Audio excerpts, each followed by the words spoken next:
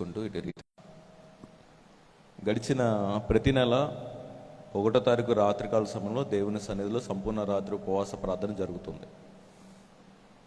గడిచిన సంవత్సరం అంతా కూడా ఆ ఉపవాస ప్రార్థన కొన్ని అనుకోని కారణాల వల్ల జరగలేదు. అయితే దేవుడు చాలా పర్టికులర్గా ఎట్టి పరిస్థితుల్లో కూడా ఏ విధము చేతనైనను కూడా ఈ సంవత్సరము మాత్రము 1వ తారీఖు రాత్రికాల సమయంలో ప్రార్థన ఆగకూడదని చెప్పి దేవుడు నాకు చెప్పాడు. ఆ విషయమును బట్టి దేవుని మహాకృపను బట్టి దేవుని సన్నిధిలో ప్రార్థిస్తున్నప్పుడు దేవుడు ఒక్కొక్క సమస్యకి దేవుడు విడుదల కలిగించుకుంటూ వస్తున్నారు.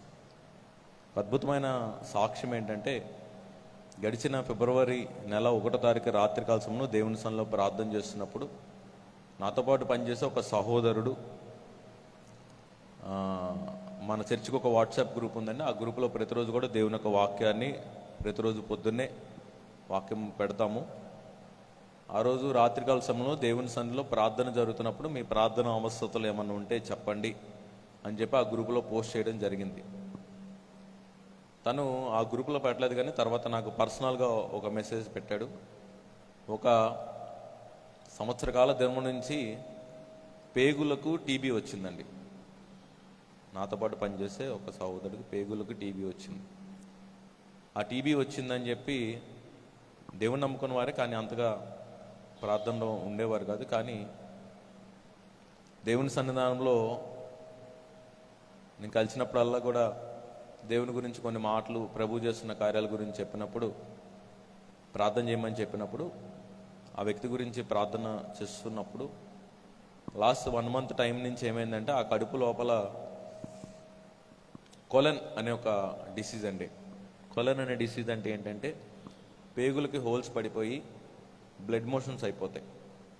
పేగులకు హోల్స్ పడిపోయి బ్లడ్ మోషన్స్ అయిపోయి దాదాపు రోజుకి ఒక 40-50 బ్లడ్ మోషన్స్ అయిపోయి ఆల్మోస్ట్ ఇంకా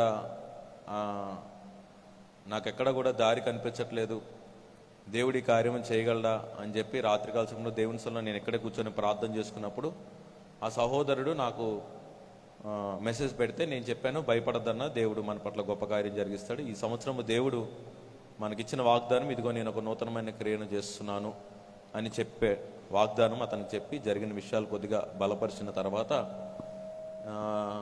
ఇంకా ప్రతిరోజు కూడా ఆ వ్యక్తి గురించి మీ అందరి కోసం కూడా ప్రతిరోజు ఉదయకాలం నా వ్యక్తిగత ప్రార్థన మీ అందరి కోసం కూడా అన్నదని కూడా నేను ప్రార్థన చేస్తున్నాను. ఆ సహోదరుడి కోసం నేను ప్రతిరోజు పొద్దున సాయంత్రం ఆ బిడ్డ పరిస్థితిని బట్టి, పెద్ద వయసు ఆల్మోస్ట్ 40-45 సంవత్సరాల వయసు, నాతో పాటు ఉద్యోగం చేసే వ్యక్తి, కానీ 40-45 సంవత్సరాల వయసు, పిల్లలు ఉన్నారు, కుటుంబం, తల్లిదండ్రులు, ఆ కుటుంబం మొత్తానికి ఆధారం అతను ఒక్కడే.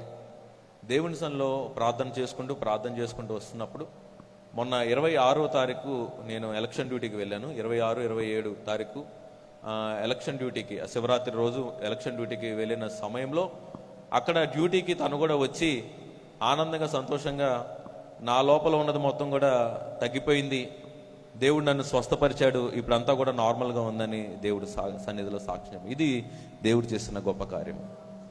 ప్రభువు ఎక్కడ ఎప్పుడు ఎవరితో మాట్లాడతాడో, ఎవరి ద్వారా మనల్ని బలపరుస్తారో తెలియదండి.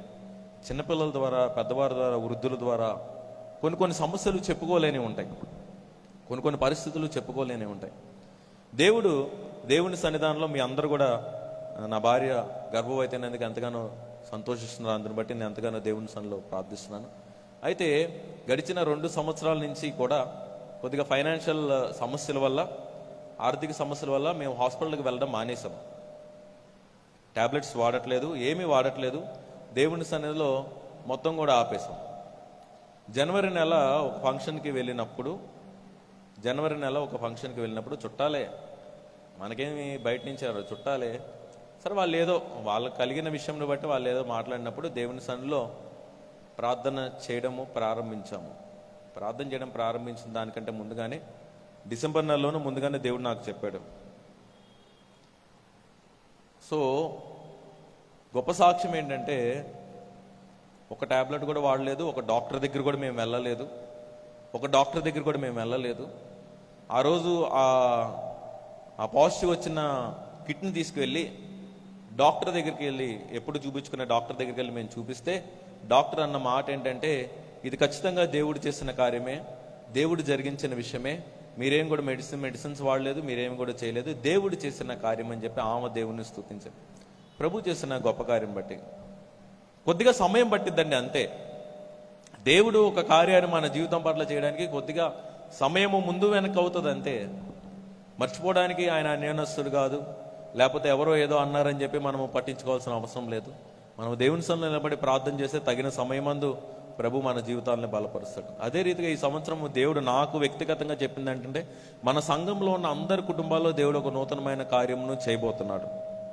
అది దేవుడు నాకు బయలుపరిచిన విషయము. మన సంఘంలో ఉన్న ప్రతి కుటుంబంలో, 1-2 కుటుంబాలు కాదు, ప్రతి కుటుంబంలో దేవుడు ఒక నూతనమైన క్రియను చేస్తానని వాగ్దానం ఇచ్చాడు. అదే రీతిగా అందరి జీవితాలు ఒక్కొక్క పనిని దేవుడు చేసుకుంటూ వస్తున్నాడు. 2 నెలలు దేవుని సన్నిధిలో మనము సంపూర్తి చేసుకోవడానికి ప్రభు చూపిన కృపను బట్టి ఎంతగానో దేవుని స్తుతిస్తున్నాను. సో కొద్దిగా నాకు చిన్నతనంలో హెల్త్ బాగాలేని పరిస్థితుల్లో, అప్పుడు మనకేమీ పెద్ద వయసు ఆలోచన లేదు కదండి. మా తల్లిగారు నన్ను ఎంతో జాగ్రత్తగా చూసుకున్నారు. ఇప్పుడు ఆ గర్భంలో ఎదుగుతున్న బిడ్డ ఒక్కొక్క అవయము ఫామ్ అవ్వాలని దేవుని సన్నిధిలో ప్రార్థన చేస్తున్నప్పుడు, ఆ రోజు మరి మా తల్లిదండ్రులు కూడా అదే రీతిగా ప్రార్థన చేసుకుంటారు కదా అని చెప్పి దేవుడు చక్కని ఆలోచనలు కలుగు చేస్తున్నాడండి. ఒక్కొక్కటి అంటే ఇంతవరకు అనేకమైన చూసినప్పటికీ వ్యక్తిగతంగా సెల్ఫ్గా డాక్టర్ దగ్గరికి వెళ్ళినప్పుడు ఆ స్కానింగ్ రిపోర్ట్ చూసినప్పుడు, లేకపోతే ఒక్కొక్కటి దేవుడు చిన్నగా ఎలాగా ఒక మనిషిని నిర్మిస్తారన్న విషయమును గమనించినప్పుడు ఎంతో ఆనందమును ఆశ్చర్యమును దేవుడు కలుగు చేస్తున్నాడు. ప్రభు జరిగించిన ఈ గొప్ప కార్యమును బట్టి, దేవుడు చూపిన కృపను బట్టి, మీరందరూ కూడా ప్రార్థన చేసిన విధానం బట్టి మీ అందరికీ నా యొక్క హృదయపూర్వకమైన వందనాలు తెలియజేసుకున్నాను. కొద్ది నిమిషంలో దేవుని యొక్క మాటలను మనము ధ్యానం చేసుకుందాం. మార్కు సువార్త 4వ అధ్యాయము, మార్కు సువార్త 4వ అధ్యాయము 35 నుంచి కొన్ని వచనాలు. నిన్న రాత్రికాల సమయంలో సంపూర్ణ రాత్రి ఉపవాస ప్రార్థనలో దేవుని సన్నిధానంలో వాక్యము జస్ట్ అవుట్లైన్ దేవుడు చూపించాడు. దేవుడు సన్నిధిలో ప్రార్థన నిన్న రాత్రికాలము దేవుని సన్నిధిలో ప్రార్థన జరిగింది. దేవుడు ఈ మాటను చూపించాడు.